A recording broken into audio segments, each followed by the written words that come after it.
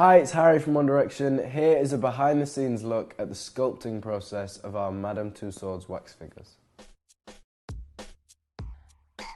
I'm Jim Kempton.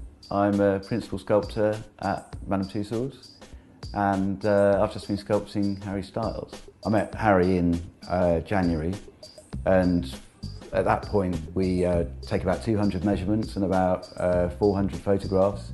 So discuss what sort of expression that Harry would like to have for the portrait. Having got all the information at the sitting, it was then great to be able to bring it back to the studios and try and capture that playful smile in the clay.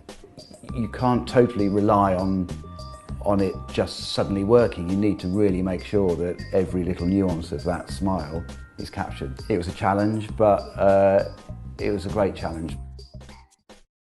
Having gathered all the information that we could in the hour or so we had with Harry, we build up from an armature, basically a thin metal structure, just enough to support the clay, and build up the clay. It's gradually building up until it takes the form and it has the same kind of feel of the volume of Harry's head.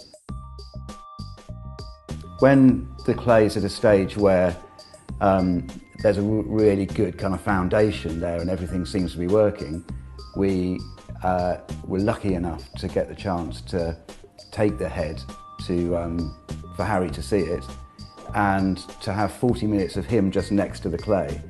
And that 40 minutes is more valuable than all the 4 or 5 weeks of sculpting here from two-dimensional information. When you see the brightness in the individual, you can then try to capture some of that in the clay. I mean, Harry was quite funny at one point. He just said, you know what, Jim, I really don't think this is working. I think we're going to have to start again.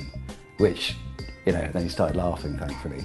It's great to have that humour, and then as he left the room, we had all the heads lined up in this kind of conference room, and he just poked his head back round and said, and by the way, I reckon we should get some bodies.